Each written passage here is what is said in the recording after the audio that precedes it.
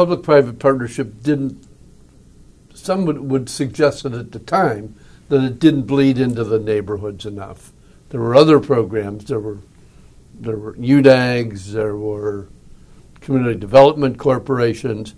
Was there too much focus or was it necessity that you focus on downtown first? Well, first of all, I think that one of the things that we did is that we revised the city's plan.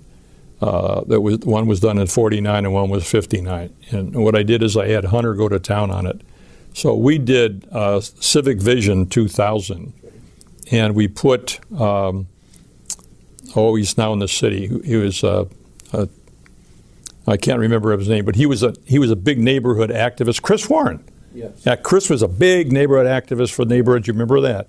So I put Chris in charge to make sure that the neighborhoods weren't shortchanged on the plan. And we completely redid the plan and allowed the folks out in the neighborhoods to change the building code. So there were some, like street places that were downstairs stores and upstairs, and you weren't going to have any more commercial there. So we allowed those to be converted into housing and that kind of thing. The other thing is that I put out in the neighborhoods a planning director, planning person, economic development, and community development. Remember, I had Vince Lombardi and Gary Conley and Hunter. But we had representatives out in the neighborhoods working with them. And as I told you, we went from about 12 of the CNDCs to about 35 of them. And then I got the business community as part of Cleveland Tomorrow to provide money to train people to be developers out in the neighborhoods. You follow me?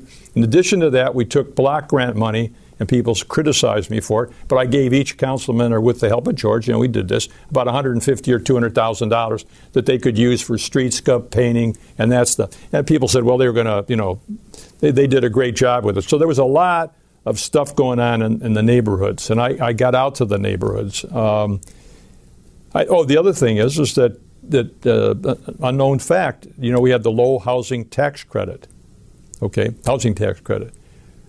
Per capita, our banks contributed more to that program for housing than any other place in the United States of America. And when we did the downtown stuff, that's another story, the physical development that, you look around the town today, the waterfront with, we created the North Coast Harbor, put the Rock and Roll there, the Great Lakes Science Center, the stadium, Playhouse Square, the BP building that 250, and that's another story. But the point is that I tried to point out to the people in the neighborhood that for every dollar that we spent on services, they came up with a quarter, 25 cents.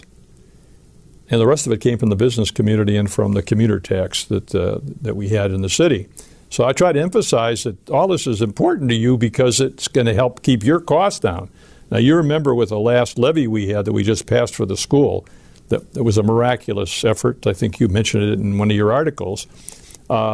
It's up now that the people are paying, I think, about, 55 or 60% because the tax base's gone to hell in a handbasket. Right. So we need to get more commercial development in the town to broaden the tax base and get more people working in the city so we can get more of an income tax. And that was my goal during that period.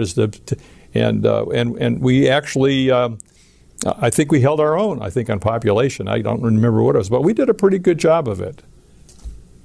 So much happened during the 10 years that you were mayor. How would you like your mayoralty to be remembered 50 or 100 years from now? Well, the last day we were there, we illuminated City Hall. Remember, we started illuminating bridges, and finally I got General Electric, public-private partners, so I got them to talk to me, and we cut a deal with them, and they helped for a very small amount of money illuminate City Hall. And Bill Bryant, who is the president of the they call it Cleveland Growth Association, now it's the Cleveland Partnership, was there. And I just said to Bill, just remember, when I left, the lights were on and the cranes were flying. And what I'd like to be remembered for is that I made a difference during the time that I was mayor, and that difference continued into other administrations. We set some standards that I think other mayors continue to follow. I want people to remember that it was together we did it. That empowering the people that worked with me at the hall to fully develop their skills so that they could, so we'd have the right people with the right knowledge and skills at the right place at the right time. In other words, work with those people and then empower the private sector to get involved and understand that, that we're a community, and that the more that we work together, the more we understand that we have a symbiotic relationship with the other, the more successful we are. So somebody's said, what's the difference between Detroit and Cleveland? I call it a tale of two cities. Okay? Tale of two cities. What's the difference? The difference is the public-private partnership. Together we can do it. I've heard you say once or twice that near the end of your mayoral, of those 10 years, you knew it was time, that you had been mayor long enough, that you had gone through, especially the first term was extraordinarily difficult. And it was time to move on. And is that all part of the danger of staying in one office too long? Or why was it that you seemed to sense that 10 years was long? You had attempted once. Yeah, right. It's the same problems over and over and over again, and you lose some of your juice. And the other thing, to be candid, is that I ultimately wanted to be governor. You remember I was lieutenant governor, and I decided that that 10 years was enough. And frankly, at that time, I was the longest-serving mayor in the city's history. I exceeded Tony Celebrezzi, senior, and I wanted to. I wanted to sorbet, and if you recall, I didn't run for re-election and started a campaign to run for governor, and did nothing in 1990 except campaign for governor. So the first time I had, I just had one job, that was to campaign, which was, everybody said, well, that'd be a tough year. It was one of the best years I ever had in my life because I was doing one thing. And you won the governor's race, and in 1994, you won the largest landslide, I believe, in the history, in Ohio history, for races for governor. 72%. Right. And then you were elected twice.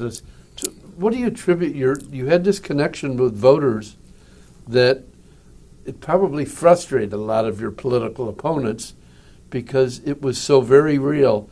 What was it about your connection with the voters, be it in Cleveland, Cuyahoga County, Collinwood, and the state of Ohio? You're in the business. You've gotten to know all out of us in this that are in government. I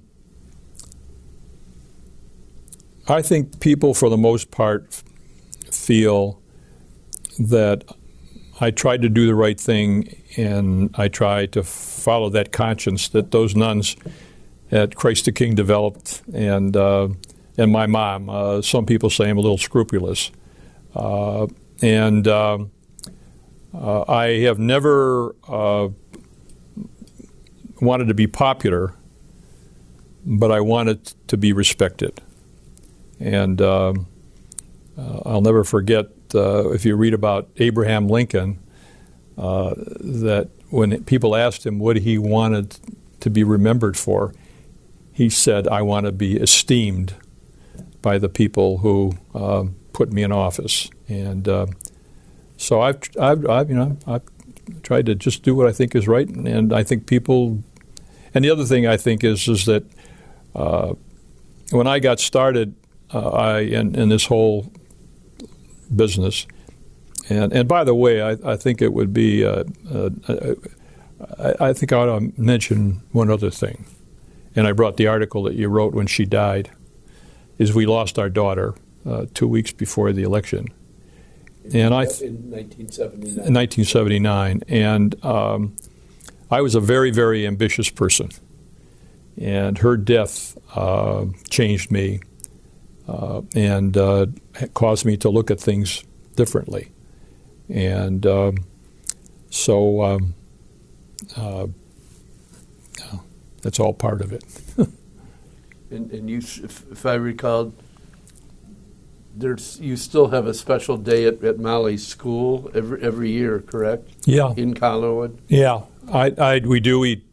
This is she would be 35 years old, and every year we have this. Not 35. It's been 35 years since she's passed away, but we have every year we remember her at Oliver Hazard Perry. We set up a foundation fund with the Cleveland Foundation, and every year the interest from that's given to the Molly School and also to another major work school. It's one of the best days that we have. The kids, they write the script, they do the thing. It's just wonderful.